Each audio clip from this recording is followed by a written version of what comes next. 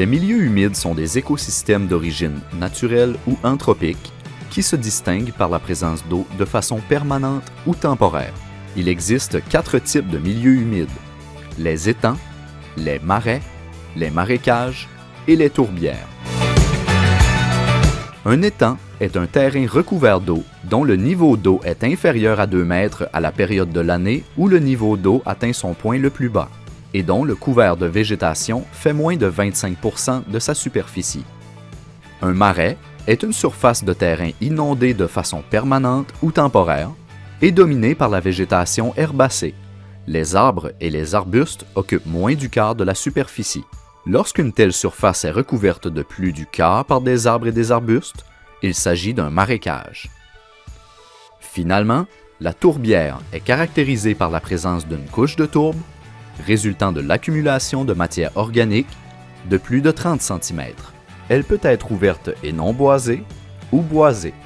On parle de complexe de milieux humides lorsque plusieurs types sont contigus, par exemple un marais en bordure d'un étang. Dans la baie des Chaleurs, les milieux humides représentent environ 11,9% du territoire privé de la MRC de Bonaventure et 3,7% dans le cas de la MRC Avignon. La plupart des milieux humides en Gaspésie sont des milieux arborescents, surtout des marécages et des tourbières boisées, et donc ressemblent à ceci. Il faut donc faire attention et être attentif aux caractéristiques des milieux humides, puisqu'il est facile de les confondre avec un milieu forestier. L'encadrement légal touchant les milieux humides comporte plusieurs lois et règlements provinciaux, notamment la loi sur la qualité de l'environnement et la loi concernant la conservation des milieux humides et hydriques, ainsi que les règlements qui en découlent. Les propriétaires ont le devoir de s'assurer qu'il n'y a pas de milieu humide aux endroits où ils souhaitent faire des aménagements. Donc, comment savoir s'il y a un milieu humide potentiel sur notre terrain? Avant d'appeler un expert pour confirmer et finaliser votre analyse, voici quelques outils pour vous aider à identifier un milieu humide potentiel. Le ministère de l'Environnement et de la lutte contre les changements climatiques du Québec a produit une carte des milieux humides potentiels sur l'ensemble du territoire québécois. Cette carte est accessible dans l'Atlas géomatique sur le portail des connaissances sur l'eau du Québec. Dans tous les cas, une visite de terrain est nécessaire afin de valider la présence ou non d'un lieu humide. Il faut donc aller sur le terrain pour faire des observations. La présence potentielle d'un milieu humide peut être, entre autres, confirmée à l'aide d'indicateurs hydrologiques. En voici quelques-uns communs à notre région. Présence d'eau en surface ou dans les 30 premiers centimètres du sol. Présence de litière noirâtre, soit de la terre végétale. Système racinaire peu profond. Ligne de mousse sur les troncs. Lenticelles hypertrophiées, soit des petites fentes dans l'écorce pour les échanges gazeux.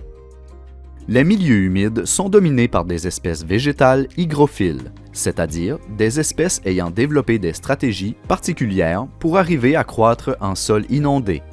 Dans les étangs, la présence de certaines espèces, comme les nénuphars et les quenouilles, ne ment pas. Les fougères, les quenouilles et les graminées caractérisent les marais. Les aulnes et les peupliers sont généralement de bons indices de la présence d'un marécage. Les cèdres et les mélèzes sont généralement de bons indices de la présence d'une tourbière boisée. D'ailleurs, en présence d'une cédrière, il est fort probable que l'on soit dans une tourbière boisée et donc dans un milieu humide.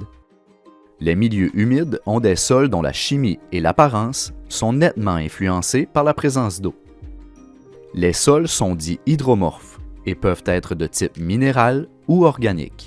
Tout se joue dans les 30 premiers centimètres du sol. Les sols minéraux présentent parfois une couleur bleue, grise ou verdâtre homogène ou des taches de rouille, des mouchetures. Ces sols ne drainent pas bien l'eau. Une odeur de soufre peut être caractéristique d'un sol minéral. Les sols organiques sont caractérisés par la présence d'une couche de 30 cm de tourbe, terre noire, découlant de l'accumulation de la matière organique.